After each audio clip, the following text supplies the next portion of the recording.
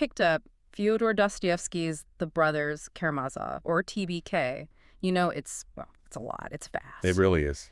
And our mission today isn't really to recap the whole murder plot and the trial. We Right. want to dive into its huge literary ambition, because Dostoevsky wasn't just trying to write another great novel. He was aiming higher, like launching a new Russian epic. That's exactly the core idea from the sources, yeah.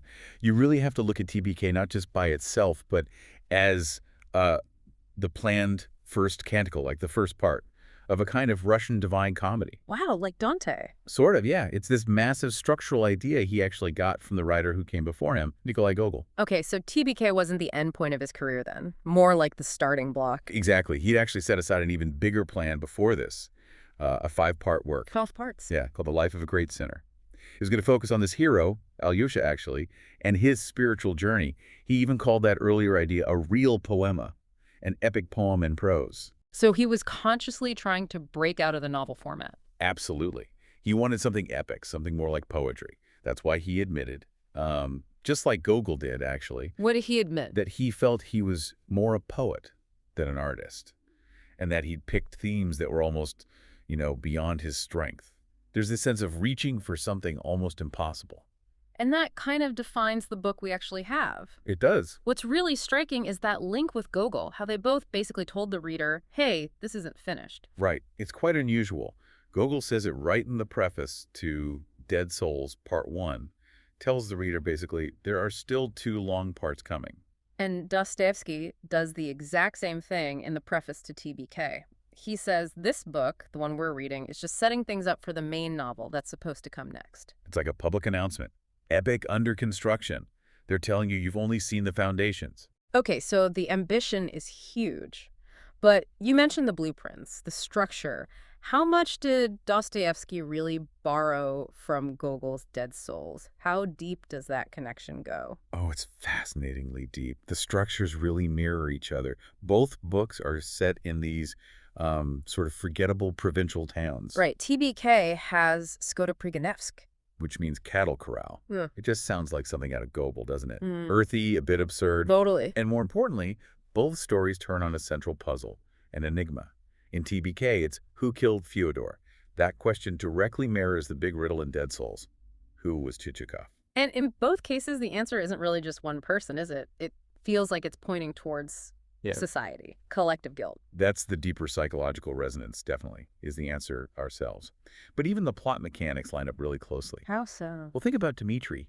In Book 8, when he's desperately trying to get money, Yeah, that frantic running around. he basically becomes a con man for a bit, trying to sell off his inheritance rights. The sources call it a scam scarcely less dishonest than Chichikov's whole business with the Dead Souls. It's like a moral echo. A repeat performance. Sort of, yeah. And then there's this incredibly specific detail they share, a tiny object that acts like a hinge in the plot. What is it? It's about time. Both novels have this midpoint pivot involving a broken watch. No way, really. Yes. Dmitri pawns his watch during that crucial night he's accused. And in Dead Souls, the miser Plyushkin offers Chichikov a broken watch as a gift. It's like the narrative clock just stops working right at that point. That's uncanny. It feels deliberate. Oh, it has to be. And Dostoevsky keeps referencing Gogol, often in this kind of demonic context. We find out Ivan's devil, the hallucination. Uh-huh. He refers to himself as being like Klestikov grown old. Klestikov is the ultimate phony, the imposter from Gogol's play, The Inspector General. So the devil himself is quoting Gogol. Exactly. Yeah. Even Smerdyakov, the lackey, his first real reading experience, the only thing he reads exclusively for a while. Let me guess. Gogol. Gogol's Evenings on a farm near Dikanka. These early stories full of peasant folklore, superstitions, and the devil is everywhere in them. Dostoevsky's practically signposting which master Smerdyakov is serving. Wow. Okay, so the structure, the characters, the little details, it all ties back. And this connection leads us to a bigger idea, the question of scale. How Dostoevsky, like Gogol, sort of positions himself against Tolstoy on how the small relates to the big. Right. Tolstoy is famous for his massive scope, but also tiny details, the battlefield scenes, the drawing rooms. Yes, but it's about how those details connect. Ivan's devil, who jokes he's Tolstoy's muse, which is brilliant. He can list endless facts, catalog everything. Like Anna Karenina's handbag or something. Exactly. But he misses the organic link. He doesn't get the germinal powers of the childlike, as the source puts it. The way something small can represent the whole thing, the nation, the faith. Whereas Dostoevsky, through characters like Father Zosima, is all about that connection. Precisely. It's the mustard seed growing into a huge tree. Mm. Or remember Grushenka's story about the onion? Yeah, the one that could save the sinner. That onion isn't just about redemption. It's an image of symbolic structure itself, like wings within rings of signification, everything connected. Zosima says something like, everything flows like an ocean. A touch in one place sets up a movement at the other end of the earth. That's the vision, finding the immense within the tiny. Which brings us to this phrase the sources use, the entomological sublime. Sounds weird. Sublime insects. It does sound weird, but it's key. It's about finding huge, heroic energy, even majesty, in things we usually find insignificant, even disgusting, like insects. And Dmitry Karamazov is always calling himself and his family insects vermin. Exactly. And that's not just him being down on himself. It plugs into this really old tradition. Dostoevsky's doing it, Gogol did it, and believe it or not, Homer did it. Homer. In the Iliad, insects meant something. Heroic. I'd always assumed it was meant to be demeaning. Nope. Quite the opposite, according to the sources. It happens a few times. When Sarpedon, Zeus's son, dies in Book 16, Homer describes flies swarming over his body. It emphasizes the brutal reality, the sheer scale of his loss, the chaos of war. Okay. And earlier, when Achilles' warriors, the Myrmidons, finally charge into battle, they're compared to angry wasps swarming out of their nest. Furious energy. So insects embody this raw, almost terrifying life force, the question of scale versus energy. That's the idea. It's finding the immense in the minuscule. Dostoevsky uses this to push the novel towards something bigger than just, realism, towards the epic. Okay, so if TBK is aiming to be this founding epic, its ending can't just wrap up the crime plot neatly. Exactly right. It needs to transcend that. And that's why, as you said, the ending seems to split.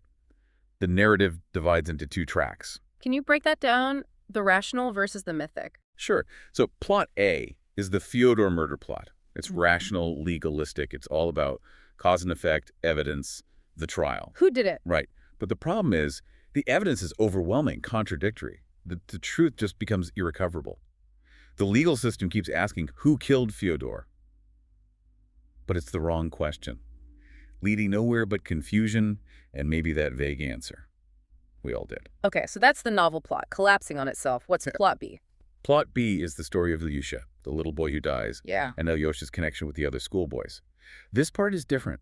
It feels almost plotless in a traditional sense. How so? It's not driven by whodunit, it's driven by meaning. The central question isn't legal, it's spiritual. Why did Ilyusha die? And there's no rational answer for that kind of suffering. It's a tragedy that needs remembering, consecrating. Exactly. Like a saint's life, Zidi. It shifts from law to myth, from causation to meaning. And this focus on the children, it feels like a new beginning. The sources mention Vico's idea of ricorso here. Yeah, ricorso. The idea that history or culture cycles back. After getting too complex or decadent, it returns to a more primal, vital state. So the adult world in TBK is stuck, choking on its own rationality. So the story pivots entirely to the kids. Alyosha and these 12 boys. They represent that return to something rough, vital, and concretely sensual. It's where the cycle can restart. Where, as the source says, a son may become a father. A new generation taking over. Literally founding something new. Yeah. And this is where Dostoevsky gets incredibly specific with classical references, linking this ending directly to ancient epic. Homer again. Absolutely. The final scenes are saturated with Homeric echoes. When Alyosha visits Ilyusha's grieving father, Snegiryov, this broken man overwhelmed by sorrow. Yeah, it's a powerful scene. It directly parallels one of the most moving moments in all of Western literature. Book 24 of the Iliad, when old King Priam goes to his enemy Achilles to beg for the body of his son Hector. Wow. Alyosha isn't the killer, but he feels responsible, like Achilles does. Precisely. There's that shared weight of grief and responsibility. And in the very last scene, Alyosha's speech to the boys by Ilyusha's grave. It's staged like a formal ritual. Founding a community through memory. And he connects it explicitly to the ancient world. He tells the boys, don't be upset we're eating pancakes. It's a very old custom. Pancakes. Yeah, funeral pancakes, Bliney. But his advice, don't weep forever, remember him, but live on and eat directly, echoes that voice. Achilles telling Priam not to starve himself, grieving for Hector. Achilles even brings up the myth of Niobe, who eventually ate despite her immense sorrow. He's connecting this little Russian ritual back to Greek myth. And the location. He gives the speech by the unholy stone. The Russian is Pogani Kamen. Pogani, like pagan. Exactly, it means pagan stone. So Dostoevsky stages this foundational moment, this birth of a new community, literally on a spot that merges Christian symbolism. The rock of the church, the tombstone, with pre-Christian ancient pagan roots. It's blending traditions. Totally. And then comes the clincher. The final key connection. What are the boys talking about, preoccupied with, right near the end? Wasn't something about Troy? The founders of Troy. That's the phrase. Okay. Think about the boy who died. Ilyusha. Etymologically, Ilyusha is linked to Ilus, the mythical founder of Ilium, which is Troy. Whoa. So by remembering Ilyusha, by forming this bond around his memory, Alyosha and these boys have, in a way, discovered the founders of Troy by becoming them. Alyosha's memorial speech for Ilyusha is his version of the Iliad. He's creating the epic right there. That's the argument. By ending with the founders of Troy, the secular, classical, heroic tradition right next to the implied founders of the church, the sacred tradition, Dostoevsky gives his work this massive, double-barreled genealogy. Linking it back to the very origins of Western literature and religion. Precisely. So TBK isn't just a novel. It's a conscious attempt to overcome the novel form, to return literature to that primordial mythic power of heroic poetry. It really reframes the entire book. It's not just a story, it's a foundation. A foundation for something new or maybe something very old being reborn. Dostoevsky basically leaves us right at the start of the epic cycle.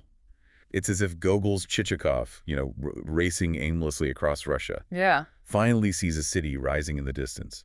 And maybe that city is Jerusalem. Or maybe it's windy Troy. That's a powerful image to end on, so we'll leave you with that thought from the source material. Thinking about fiction today, what for you is the lofty city that modern storytelling is trying to reach? Something to ponder. Thank you for joining us for the deep dive.